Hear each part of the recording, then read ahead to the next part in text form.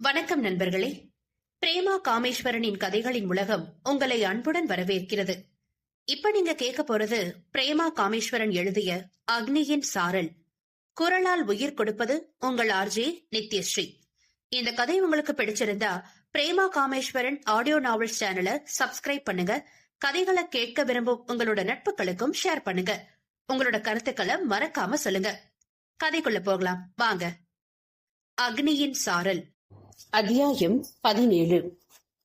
காதலிலும் தகிக்கிறாய், மோகத்திலும் சுடுகிறாய், மொத்தமாய் என்னை எரித்தாலும் மீண்டு வருவேன் பீனிக்ஸ் பறவையாய்.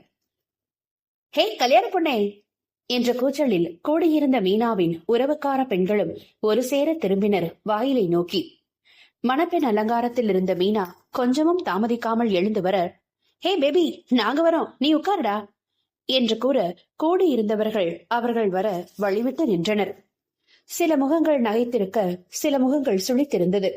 எதையும் கவனிக்க பெண்கள் மூவருக்கும் நேரமில்லை. அழகே பொறாமை கொள்ளும் பேரழகு, இவ்வளவு அழக இத்தனை நாள் எங்க மறைச்சு வச்சிருந்த மீனாவா என கூறிக்கொண்டே கட்டி அணைத்தாள் வானதி. நிஜமா இன்னைக்கு மாப்பிள்ள நடம பாவதாண்டே என மூவருக்கும் மட்டுமே கேட்கும் குரலில் பாரதி சொல்ல, மீனாவின் முகம் செய்திருந்த அலங்காரத்தையும் மீறி சிவந்து போனது. 1000 சொந்தங்கள் உடன் இருந்தாலும் தன் வயது மனமொத்த நட்பு அருகே இருக்கும்போது வரும் சந்தோஷம் அலாதியானது மணமக்களுக்கு. அப்படியே பார்த்துட்டாலும் அது ஒரு சாமியாரடி, கண்டுக்கவே மாட்டான் என சன்னமாய் மீனா கூற, எது நம்ம தலைவன் போல சாமியாரடி என பாரதி கண் சுமிட்ட மூவரும் வாய்மூடி சிரித்தனர்.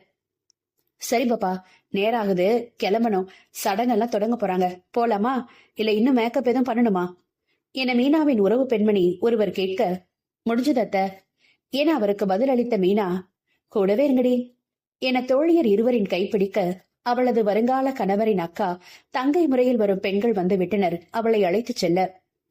மண்டபம் காலியாகிற வர இங்கதான் இன்னைக்கு, எப்போ கேப்பு கிடைச்சாலும் உன் பக்கத்துல வந்துடுறோம் மீனா, சடங்கு இருக்கு, அதை பத்தி எங்களுக்கு என்ன தெரியும், மிஸ்ஸஸ் மீனா பாண்டியனான நெக்ஸ்ட் செகண்ட் உன் பக்கத்துல இருப்போம், என்ஜாய் யுவர் டே டார்லிங் என வாழ்த்தி அவள் கைப்பிடித்து வந்த பெண்களின் கைகளில் கொடுத்தனர் தோழியர் இருவரும். அதன் பிறகு சொந்தங்கள் வந்து சூழ்ந்துவிட தோழியர் வெளிவந்து மண்டபத்தில் அமர வெகுநேரம் இவர்களுக்காக காத்திருந்த சிவா முறைத்து கொண்டு அவர்களின் அருகில் வந்தான். இனி வெளியே போகணும், வான 2 பேரும் கூப்பிட்டு பாருங்க, கார் பார்க் பண்ணிட்டு வர்றதுக்குள்ள ஆளை காணோம், மண்டபம் உள்ள வந்து யாரையும் தெரியாம எவ்வளவு நேரம் சும்மா உட்கார்ந்திருக்கிறது என கடுகாய் பொறிந்தவனை கண்டு இருவரும் நமட்டு சிரிப்பு சிரித்து வைத்தனர். கூல் ப்ரோ கூல், எதுக்கு இவ்வளவு சவுண்டு, டிரைவர் வேலை பார்க்க வந்தா இதெல்லாம் சகஜம் தானே என பாரதி தமையனை வம்புக்கு இழுக்க, என்னவோ இவ்வளவு நேரம் கண்ண மூடிட்டு இருந்த போல, எதுக்கு இந்த சீனு, நாங்க வர்றத கூட கவனிக்காம அந்த ரெட் கலர் சாரிய லுக்கு விட்டத பார்த்துட்டு தான் இருந்தோம் என வானதி பதிலுக்கு பட்டாசாய் வெடிக்க என அவர்கள் நேரம் கலகலப்பாக போனது.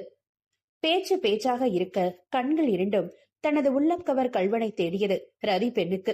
ரதியின் சாரதியோ ஓரமாய் நின்று தன்னவளின் விழிகளில் தனக்கான தேடலை ரசித்துக் கொண்டிருந்தான். காதல் உரைக்க சென்னை வந்த அன்று பார்த்தது. அதன் பிறகு இப்பொழுதுதான் மதுரை வந்திருக்கிறாள் பாரதி. நித்தமும் பேசிக் கொண்டிருந்தாலும் நேரில் பார்க்கும் நேரத்திற்காக இருவரும் காத்திருந்தனர். அந்த நாளும் வர ஆர்வமாய் ஓடி வந்திருந்தாள் பாரதி. பாரதி உள்நுழைந்த நேரம் சாரதி பார்த்து விட்டான். வானதியோடு பேசிக்கொண்டே வந்தவளின் அழகு அவனை ஆட்டி வைத்தது. பச்சையில் அடர் சிவப்பு நிற கரையிட்ட மென்பட்டு உடுத்தி குடை ஜிமிக்கியும் கழுத்தில் நீண்ட மாலையும் அணிந்திருந்தாள். தளர பின்னியிருந்த கூந்தல் இடைவரை நீண்டிருந்தது. மதுரை மல்லிகை சூடி மண்டபம் உள்ளே நுழையும் போது நெற்றியில் இட்டிருந்த கீற்றாய் குங்குமமும் சந்தனமும் தனி அழகை தந்திருந்தது பெண்ணுக்கு. வெள்ளாய் வளைந்திருந்த புருவமும் அஞ்சனம் தீட்டிய கண்களும் லிப் கிளாஸ் உதவியால் பளபளத்த இதழ்களும் அவனை கொல்லாமல் கொன்று தின்றது. பார்வையால் துளாவிக் கொண்டு இருந்தாள் பாவை. தனக்கான அவளின் தவிப்பை கைபேசியில் நிழல் படமாக சேமித்துக் கொண்டிருந்தான் பார்த்தன். தேடி சலித்தவள் குறுஞ்செய்தி அனுப்ப பதிலாய் வந்தது அவளின் புகைப்படம். அந்நொடி திகைத்தவளின் உணர்வுகள் இதழின் மீது பூத்திருந்த சிறு வியர்வை அரும்புகளுடன் மிக துல்லியமாக மீண்டும் வந்து சேர்ந்தது படமாய். பட்டென நிமிர எதிரில் வந்து நின்றான் சாரதி. வெண்பட்டு வேட்டி சட்டையில் கண்ணில் மின்னும் குறும்பை மறைக்கும் கண்ணாடி அணிந்து, வா சிவா, வாடா வானதி என அழைத்துக் கொண்டிருந்தான். இயல்பாய் அவர்களிடம் பேசியவன் அப்பொழுதுதான் பார்ப்பது போல் பாரதியை பார்க்க அவள் பார்வையால் அவனை எரித்துக் கொண்டிருந்தாள். வா பாரதி என அவள் அருகில் நின்று இதழுக்குள் மறைத்த புன்னகையோடு அவளை வரவேற்றான். ஆண்டி, அங்கிள் வரலையா என பொதுவாய் வினவினான்.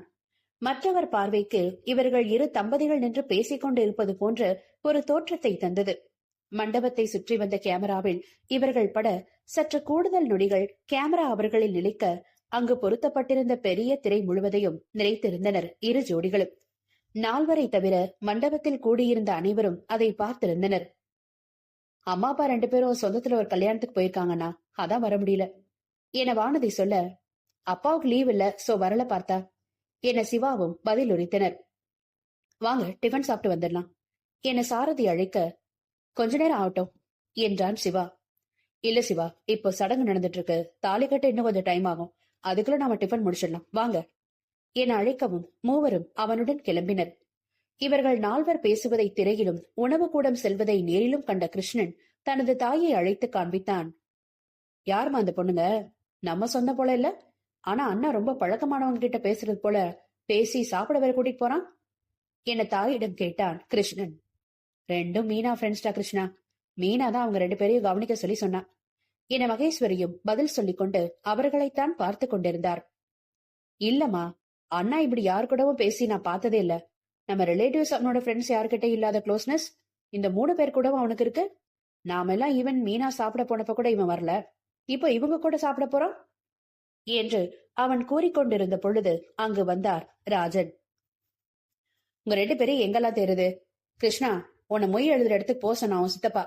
மகேஷ், உன்னை எங்க அம்மா கூப்பிட்டாங்க வா என வேறு எதுவும் பேச இடம் கொடுக்காமல் கையோடு அழைத்து சென்று விட்டார் அவர்.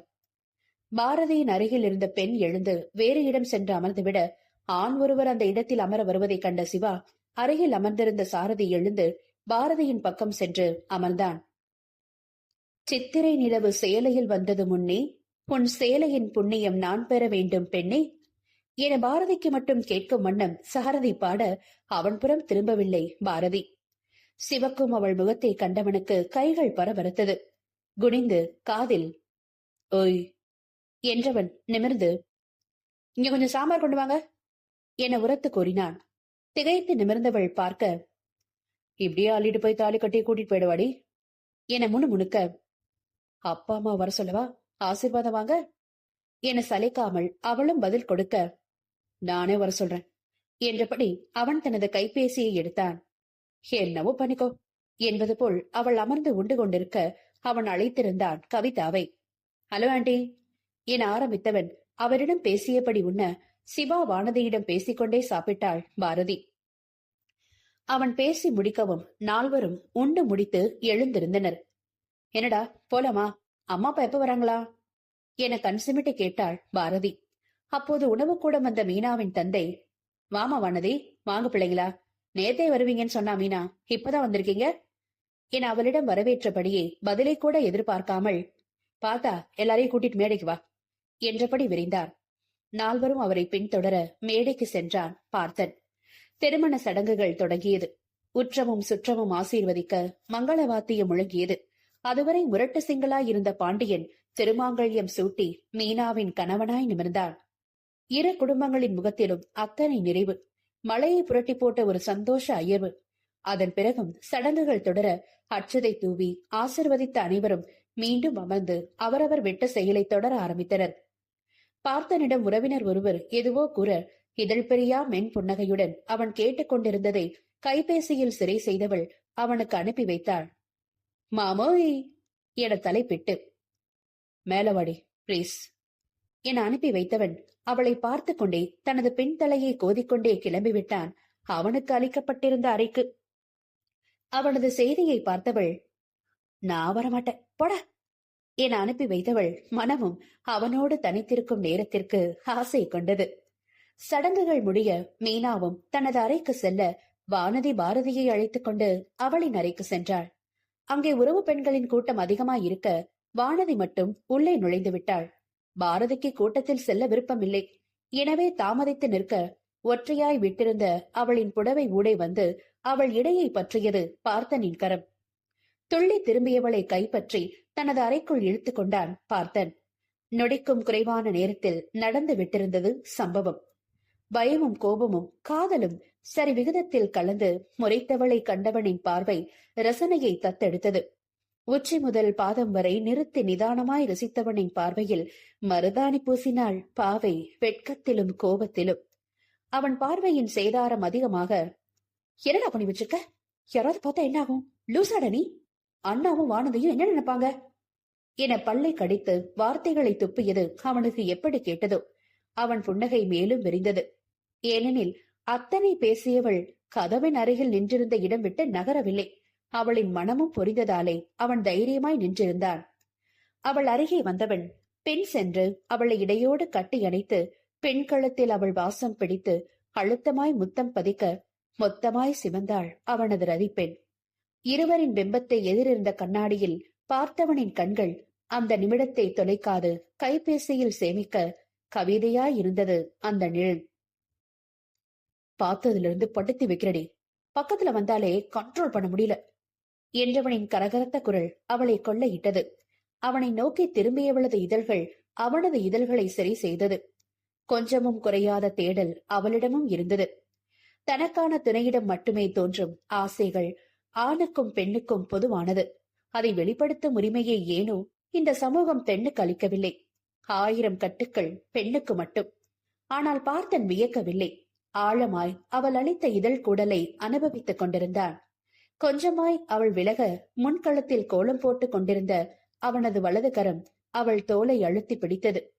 இடையில் இருந்த கரம் மேல் நோக்கி ஊர்ந்து வர தன் கரம் கொண்டு பற்றி தடுத்தாள் மங்கை.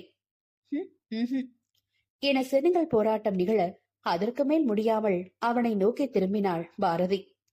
செங்கொழுந்தாய் சிவந்திருந்த முகம் பார்க்க பார்க்க முன்னேறும் ஆசை அதிகமானது சாரதிக்கு. கொஞ்சமும் கட்டுப்படுத்த இயலவில்லை. இடம் பொருள் ஏவல் எல்லாம் கூறி மூளை மணி அடித்தாலும் மனதிற்கு இனியவள் அருகே அவையெல்லாம் தொலைதூரத்தில் இருந்து கேட்டது அவனுக்கு. எனக்கும் நீ வேணும். உனக்குள்ளவே இருந்துக்க ஆசையா இருக்கு. ஆனா இது நமக்கான இடம் இல்ல. நீ கேட்டு என்னால இதுக்கும் மேல தடுக்க முடியாது. என்ன பண்ணனா என கண் பார்த்து அவள் கேட்ட பிறகே தங்களது நிலை அவனுக்கு பொட்டில் அரைந்தது போல விளங்கியது சாரதிக்கு. தன்னிலிருந்து அவளை விடுவித்தவன், கல்யாணம் பிக்ஸ் பண்ண நாளைக்கு வரேன் அம்மா அப்பாவோட என்று கூறியவனின் வார்த்தைகளில் அவனது உறுதி வெளிப்பட்டது. நீ எதுவும் பேசாத, நாளைக்கு நான் வந்து பேசிக்கிறேன் என்றவன் கதவை விலக்கப் போக முகம் மலர, லவ் யூடா என முதலாய் வார்த்தைகளில் தன் காதல் அவனிடம் கூறியவள் அவன் கன்னத்தில் அழுந்த முத்தம் பதித்தாள். அவளை உள்ளிழுத்தது போலவே அவள் நின்ற இடத்தில் மீண்டும் நிறுத்தியவன் அங்கிருந்து விலகி சென்றான். இவை அனைத்தும் நடந்தது வெறும் 10 நிமிடங்களில் என்பதை நம்பத்தான் முடியவில்லை பாரதியாள். புது பொலிவுடன் முகம் சொலிக்க நின்றிருந்தவளின் அருகில் வந்த வானதி தொண்டையை செரும, மூடிட் நில்லடி என்றாள் பாரதி. 1 வாரம் தானடி ஆச்சு, இந்த அநியாயம் பண்றீங்க 2 பேரும் என கிண்டல் செய்தவளை, காலையிலிருந்து நானும் தான் பார்த்தேன். கண்ணால பாக்குறது என்ன, பேசுறது என்ன, மணிரத்னம் பட ரொமான்ஸ் எல்லாம் கண்ணு முன்ன நடந்தது. அங்க நடந்ததை ஏதாவது கேட்டனா இல்ல பார்த்தது போல காட்டினா என பதிலுக்கு கேட்டாள் பாரதி. பெண்கள் இருவரின் முகமும் சிவந்து ஜொலிக்க இதழ்கள் நகைப்பில் மலர்ந்திருந்தது. அவ்வழியே வந்த மகேஸ்வரியின் கண்களில் பட்டது மலர்ந்து சற்றே சிவந்திருந்த சாரதியின் முகம். தான் எதிர்வருவது கூட தெரியாது புன்னகைத்தபடி சென்ற மகன் அவருக்கு புதிதாய் தெரிந்தான். அவனை கடந்தவர் மீனா அறைக்கு செல்ல அவனைப் போலவே முகம் ஜொலிக்க நின்றிருந்த பாரதியை கண்டதும் அவருக்குள் அபாயமணி அதிக சத்தத்துடன் ஒலித்தது. கொண்டு வந்திருந்த பரிசினை மூவரும் கொடுத்து வாழ்த்தி புகைப்படம் எடுத்துக் கொண்டனர். காணொளி எடுக்க நின்றிருந்த பாரதியின் காதில், என்னை விட உன் முகந்தாண்டி ரொம்ப ஜொலிக்குது, எங்க அண்ணா பயங்கர கவனிப்பு போல என கிசு கிசுக்க, பாவண்டி மனுஷன் ரொம்ப நேரமா லைட்டா தெரியறவன் இடுப்பே பாத்துட்டு இருக்காரு, கொஞ்சம் பக்கத்துலதான் போய் நில்லண்டி என்றபடி அவனோடு நெருங்கி நிற்க வைத்தாள். பாண்டியன் மாலையின் மறைவில் தனது செல்மிஷத்தை தொடங்க குங்குமமாய் சிவந்தாள் மீனா. வந்த வேலை முடிஞ்சது, பாய் பேபி. ஃபர்ஸ்ட் டைம் மட்டும்தான் ஆள் வேணும், இனி கேப் கிடைக்கும் போதெல்லாம் மிஸ்டர் பாண்டியன் பாத்துப்பாரு, வரட்டா என விலகியவளை ஒன்றும் செய்ய இயலவில்லை மீனாவாள். மறுநாள் காலை மீண்டும் சென்னை செல்ல தனது உடைகளை அடுக்கிக் கொண்டிருந்தாள் பாரதி. அழைப்பு மணி அடிக்க கல்லூரி கிளம்பிக் கொண்டிருந்த சிவா வந்து கதவை திறக்க சாரதியின் குடும்பம் நின்றிருந்தது. நேரம் ஒதுக்கி இந்த கதையை கேட்ட உங்களோட அன்புக்கு என் பெரு நன்றிகள். மீண்டும் அடுத்த அத்தியாயத்தில் உங்களை சந்திக்கும் வரை உங்களிடமிருந்து விடைபெறுவது உங்கள் பிரேமா காமேஸ்வரன் மற்றும் RJ நித்யஸ்ரீ. நன்றி, வணக்கம்.